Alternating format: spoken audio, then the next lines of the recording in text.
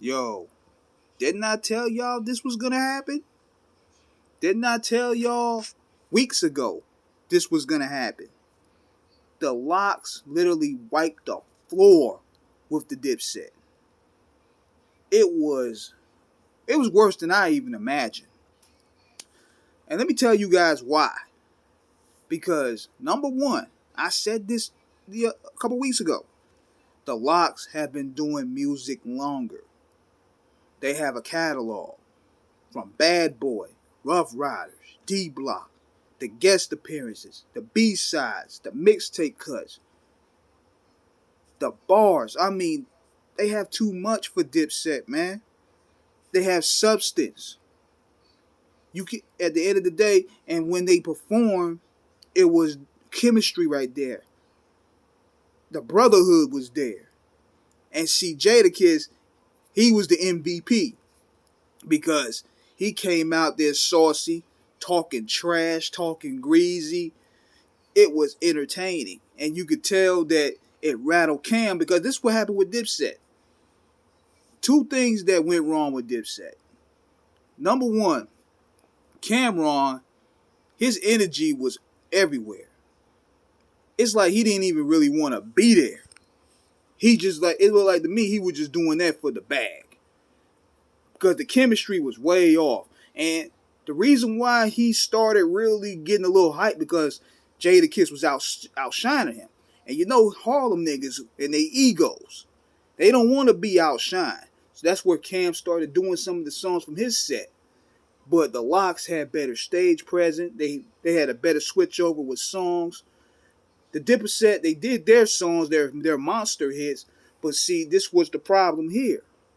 Those songs sound good for a certain period. Some of them songs sounded good for a certain period. It didn't transition well today. Like you listen to Ballin', you listen to songs like I Really Mean It, it sound like for a different period of time. Whereas you put on a song like the Benjamins, We Gon' Make It, F you could play them songs today. So the main entertaining part about what's crazy was Styles and Jim didn't really hardly go at it like that. It was basically Jadakiss versus Cameron. And Cameron being a prideful guy, he wasn't trying to be outshined. So you could tell there was some tension there between those two. It was a mutual respect there, but it was a New York blood sport type of thing going on with that. And what really messed them up, Dipset had potential, but see, when he messed up right here, he pulled a John Starks on the team. He went ahead and challenged Jadakiss. Yo, y'all niggas, y'all ain't got no chick song. Jada hit them news with the rotation. Then, when Cameron tried to hit them, you ain't got no hits. Jada hit them with the hits. All about the Benjamins, the Honey joint, Jenny from the Block. I think they played the Jenny from the Block joint. I mean, then Styles hit them with the Weed Smoke joint, Good Times. It was too much for him. Whereas the Diplomats' whole set seemed unrehearsed. Their stage presence was off. Freaky Zeke was just doing some, I don't know what he was doing. He was basically the Dipset mascot. What they should have done was they should have brought Hell Rail. They should have brought J.R. Ryder as some surprises. They should have brought Master P from Bout About It. They had some hit songs, but it didn't transition. I knew when they did I'm Ready in comparison to FU, it was going to be a long night. I'm Ready's a hot song. Don't get it twisted. But for the aggressive song, you got to meet it with an aggressive song. And the Dips didn't really have enough aggressive songs. They had enough bangers, but aggressive songs.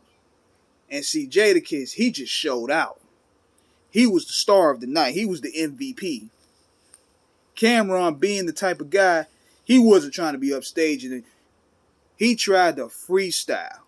And he bombed on that. It was terrible.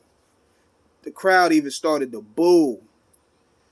My God. I told y'all it was going to happen. I told y'all. Y'all go listen to me one day. shoot. But overall, this was probably the best verses to me. I know we said this many times, but this one here felt more like a battle. It went more competitive. It wasn't really on some friendly tip. It was very competitive. They had Michael Buffer. They had like the octagon type ring going on. I liked the big fight feel that it had.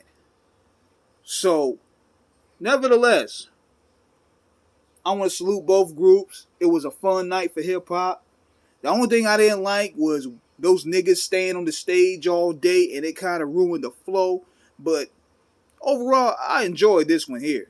And this is where more people should treat this as a competition instead of just playing songs. This is what a versus should be like.